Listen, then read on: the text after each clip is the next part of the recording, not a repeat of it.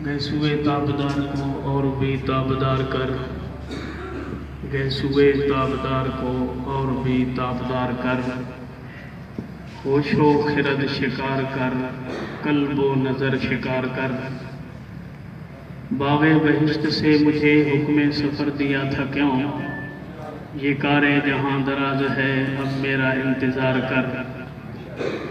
بروز حشر پیش ہو جب میرا دفتر عمل، بروز حشر پیش ہو جب میرا دفتر عمل، خود بھی شرمسار ہو مجھ کو بھی شرمسار کر۔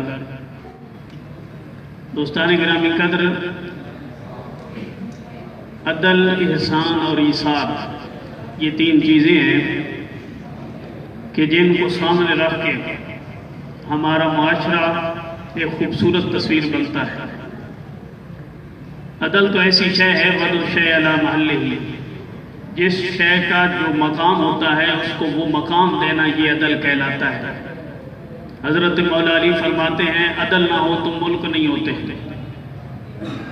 اگر عدل ختم کر دیا جائے معاشرے تباہ ہو جاتے ہیں۔ قرآن کہتا ہے اعدلوا هو اقرب للتقوی، اگر تم عدل کرو گے تو یہ تمہارا عدل کرنا تمہیں اپنے رب کے قریب کر دے گا۔ عدل معاشروں میں ختم ہو تو معاشرے ختم ہو جاتے ہیں، عدل خاندانوں میں ختم ہو تو خاندان ختم ہو جاتے ہیں، عدل اگر گھروں سے اٹھ جائے تو گھر تباہ ہو جاتے ہیں، عدل اگر محکموں سے اٹھ جائے تو محکمے تباہ ہو جاتے ہیں۔ جہاں تک عدل ہوتا ہے وہاں تک کامیابی ہوتی ہے اور وہاں خوبصورتی ہوتی ہے۔ عدل برادری کی سطح کو عدل کہا جاتا ہے۔ آپ کو کوئی 10 روپے دیتا ہے، آپ موقع کی مناسبت سے اس کو 10 روپے لوٹا دیتے ہیں، یہ عدل ہوتا ہے۔ دوسرا پوائنٹ ہے احسان۔ احسان یہ ہوتا ہے کہ آپ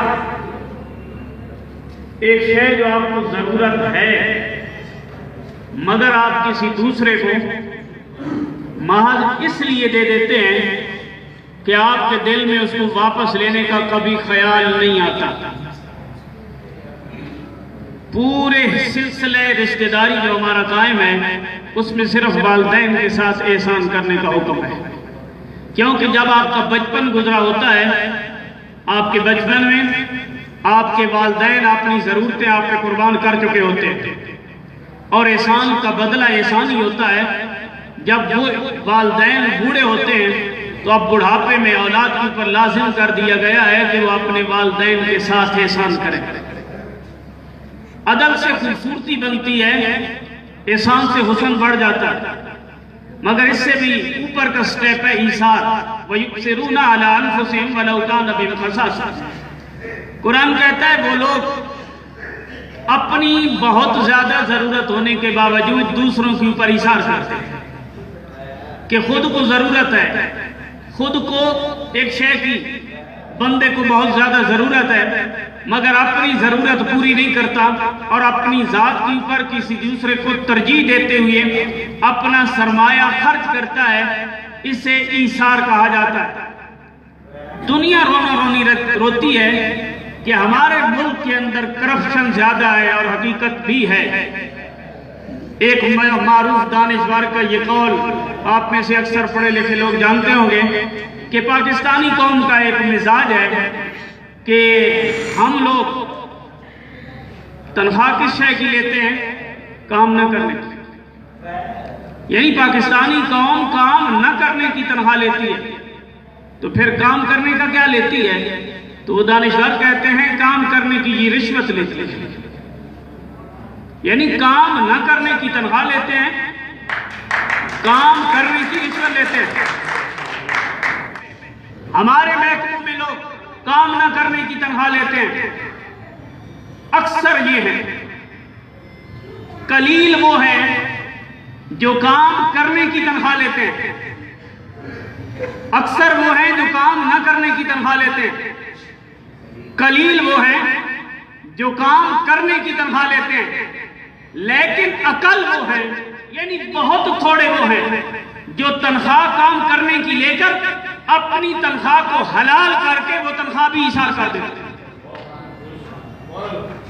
اپنی وہ تنخواہ بھی وہ ان لوگوں پہ وقف کر دیتے ہیں کہ جن لوگوں کے پاس اور پلے کچھ نہیں ہوتا۔ ہمارے ملک کا سارا حسن وہ لوگ ہیں جو کثیر نہیں ہے، قلیل نہیں ہے، اقل ہے، جن کو آپ انگلیوں پہ گن سکتے ہیں۔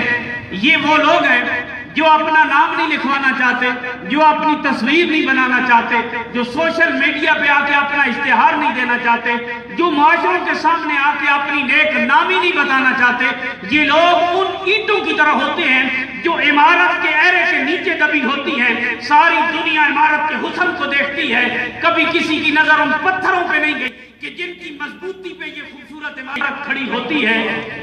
یہ وہ لوگ ہوتے ہیں جو ہمیں نظر نہیں آتے، لیکن ان کی اس خوبصورتی کے بنا پہ ہمارے پورے معاشرے کا حسن ہوتا ہے۔ نہ انہیں نیک نامی کی ضرورت ہوتی ہے، نہ واہ واہ کہلوانے کی ضرورت ہوتی ہے، نہ سامنے آنے کی ضرورت ہوتی ہے۔ انہیں صرف یہ ہوتا ہے میری زندگی کا مقصد تیرے دین کی سرفرازی، میں اسی لیے مسلمان، میں اسی لیے نمازی۔ ان کے نظروں کے سامنے یہ نہیں ہوتا کہ لوگ ہمارے نام کے ساتھ بڑے بڑے بینر لگائیں گے۔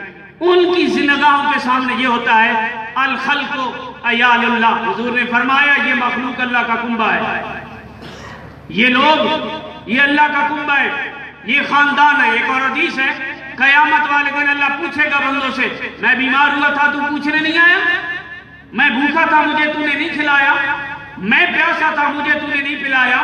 بندہ کہے گا مولا تو خالق ہے، بیماری تجھے آ نہیں سکتی، تو بیمار نہیں ہو سکتا، تجھے بھوک نہیں لگتی، تجھے پیاس نہیں لگتی۔ اللہ فرمائے گا میرا فلاں بندہ بیمار ہوا تھا تو پوچھنے کیوں نہیں آیا، میرا فلاں بندہ بھوکا تھا تو نے اسے کیوں نہیں کھلایا، میرا فلاں بندہ پیاسا تھا تو نے اسے کیوں نہیں پلایا۔